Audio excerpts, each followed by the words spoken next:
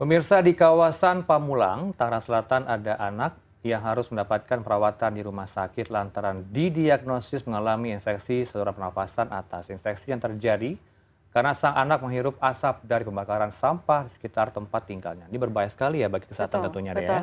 Lalu apa dampak yang ditimbulkan setelah anak terkena ISPA? Kami akan bahas pagi ini bersama Ketua Satgas Bencana IDAI, Dr. Kurniawan Taufik Kadafi. Saya akan sapa. Halo, selamat pagi, Dok.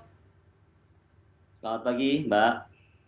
Iya, dokter, kita tahu di informasi sebelumnya ada anak yang terkena infeksi pernapasan atas atau ISPA karena ada pembakaran sampah di dekat tempat tinggal anak dan juga keluarga.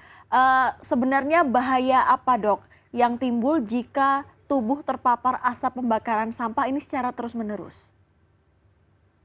Baik, mungkin kalau kita berbicara tentang anak ya, anak itu bukan dewasa mini ya. Jadi secara proses fisiologi atau proses normal tentu berbeda dengan dewasa.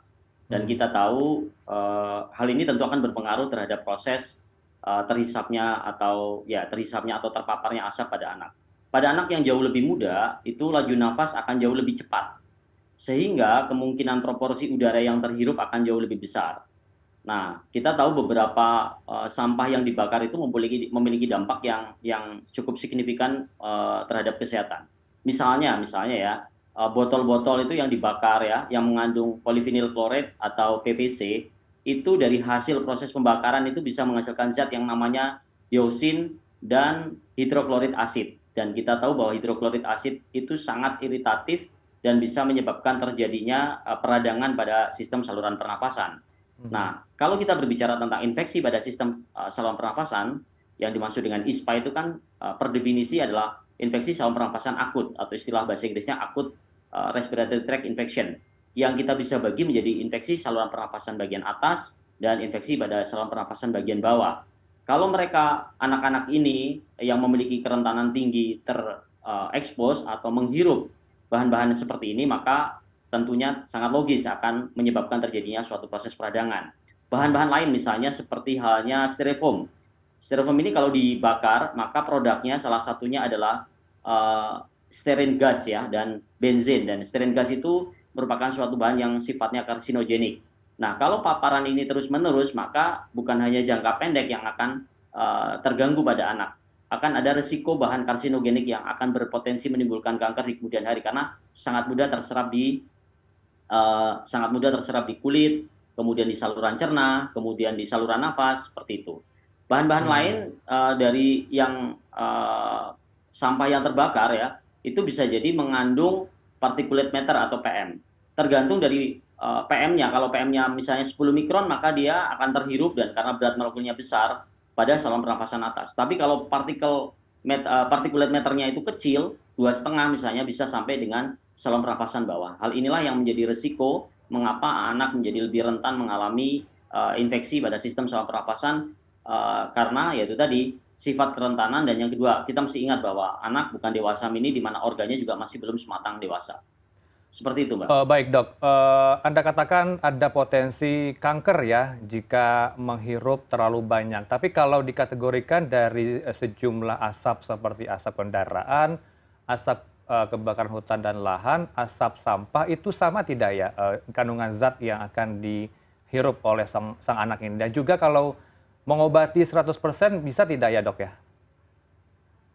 Ya, kalau komponen pembakaran tentunya berbeda-beda. Tadi Hmm. saya kasih contoh pada pembakaran sampah saja yang dibakar itu botol-botol seperti PVC, kemudian yang dibakar kertas, kemudian yang dibakar bahan-bahan seperti halnya styrofoam itu menghasilkan gas yang sifatnya berbeda. Tentunya apabila kebakaran hutan juga berbeda-beda Hmm. dan berbeda dengan produk dari hasil kebakaran sampah. Misal pada kebakaran hutan ya, yang lebih dominan adalah karbon monoksida, di mana karbon monoksida ini nggak tampak ya, tetapi bisa menyebabkan terjadinya anak menjadi mual, pusing, seperti itu. Atau sulfur oksida yang sering menyebabkan infeksi pada sistem saluran pernafasan juga. Ya, formaldehid, ada nitrogen oksida yang bisa menyebabkan terjadinya kerusakan pada sistem saluran pernafasan. Jadi masing-masing bahan ini berpotensi menimbulkan bahaya yang berbeda-beda antar bahan yang dibakar. Kalau misalnya paparan itu tidak terlalu banyak, Mas, paparan asapnya atau paparan bahannya itu tidak terlalu besar, maka pemulihan organ pada sistem saluran pernafasan diharapkan bisa pulih sempurna. Namun kita kalau misalnya tahu bahwa paparannya terjadi terus-menerus, tentunya akan berpotensi menimbulkan kerusakan yang sifatnya jauh lebih sulit untuk diatasi. Mhm. Dok, kadang-kadang kan kita kalau di rumah atau di lingkungan terdekat ya, Nov ya, ini kita karena setiap hari menghirup jadi seakan-akan sepertinya aromanya tuh sama aja gitu. Baik. Padahal sebenarnya ada polusi, kemudian juga ada pembakaran sampah. Ciri-cirinya dok, kalau misalnya anak-anak sudah mulai terganggu secara kesehatan, secara fisiologis, ketika terganggu dengan polusi, kemudian juga asap-asap dari pembakaran sampah itu seperti apa dok? Gejala awalnya supaya bisa preventif begitu orang tua. Oh, baik. Jadi konsep infeksi pada sistem saluran pernafasan itu dibagi menjadi dua ya, saluran pernafasan bagian atas dan bawah. Sebenarnya kan saluran pernafasan itu memanjang dari hidung sampai dengan alveoli paru-paru. Kalau secara awam mungkin infeksi saluran pernafasan atas sampai level tenggorokan. Kalau tenggorokan ke bawah, saluran pernafasan bawah.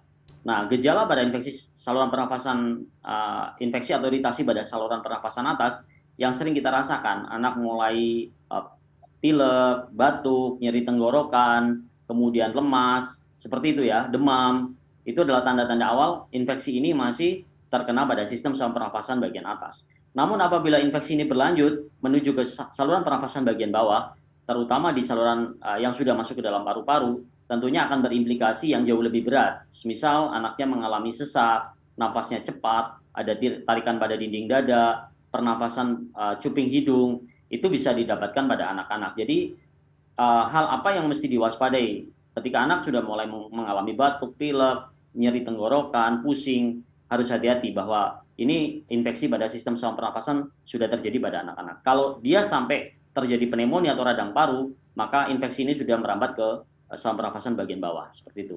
Baik, dokter juga tahu tentunya ya meskipun berada di Malang, Jawa Timur, kalau kita tahu ya indeks kualitas udara di Jabodetabek khususnya Jakarta ini sangat buruk sekali ya kalau Betul. kita lihat sehari-hari ya. Dokter kalau menanggapi hal ini seperti apa ya polusi udara yang kerap kita rasakan setiap hari di ibu kota, untuk anak bahayanya seperti apa, Dok?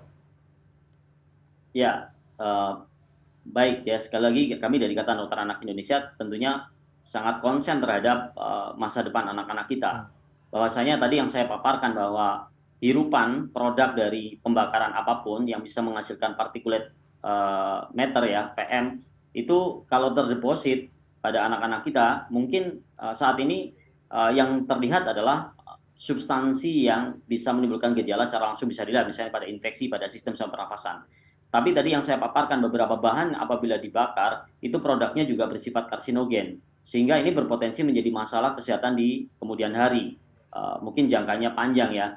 Nah, hal-hal inilah yang mestinya semua pihak mesti berpikir bahwasanya bagaimana cara controlling. Tentunya tidak bisa dihandle oleh satu pihak ya. Ini multisektoral, kemudian yang kedua juga berawal dari keluarga, juga mesti harus memulai bagaimana cara memanage kayak sampah dan lain sebagainya sehingga proses pembakaran tidak justru membahayakan pada anak-anak. Yang pertama, yang kedua adalah bagaimana cara kita mencegah. Contohnya sekarang dengan adanya pasca durasi pandemi kayak gini, kan anak sudah memiliki habit untuk menggunakan masker dan lain sebagainya. Itu juga sudah menjadi habit. Habit inilah dipertahankan apabila dengan kualitas udara yang tidak bagus. Yang ketiga, apabila paparan itu memang sangat banyak di sekitarnya, mungkin kita mesti memprevensi anak dengan cara meminimalkan anak untuk tidak keluar ketika kualitas udaranya jelek. Namun balik lagi bahwa harfiah anak ini kan dia mempunyai jiwa harus bereksplorasi, bermain di luar dan lain sebagainya. Itu yang kita mesti harus perhatikan, Mas. Baik. Jadi harus balik lagi ya seperti masa pandemi, tapi ini bukan saja virus atau virus, tapi juga polusi, begitu ya dok? Iya. Pakai masker ya. Salah satunya seperti itu. Baik, terima kasih dokter. Apakah Heranov mungkin mau menambahkan pertanyaan lagi? Mungkin ada hal yang masih membuat Heranov penasaran? Ya seperti yang dia katakan tadi dok, harus pakai masker kah kalau berada di lingkungan yang mempunyai polusi udara yang buruk? Itu terakhir dokter. Ya, sebaiknya seperti itu. Kalau misalnya kita memanipulasi udara untuk menjadikan lebih bersih menjadi sesuatu yang sulit, maka kita tidak bisa berdiam diri dan bagaimana cara melindungi anak kalau seperti ini. Salah satunya adalah yang membiasakan anak tetap menggunakan masker dalam situasi dengan kualitas udara yang masih buruk. Itu yang paling sederhana, Mas. Baik. Baik, berarti orang-orang dewasa ini harus menahan diri kalau misalnya ada sampah harus dibuang ke tempat pembuangan akhir, jangan sampai Betul. dibakar karena efeknya panjang ya, ada yang sampai ISPA dan juga soal polusi tadi kita orang dewasa maupun anak-anak kalau di luar rumah kalau lagi jelek nih udaranya pakai masker. Terima kasih ya Dr. Kurniawan Taufik Kadafi yang merupakan Ketua Satgas Bencana IDAI sudah bergabung bersama kami pada pagi hari ini. Terima kasih.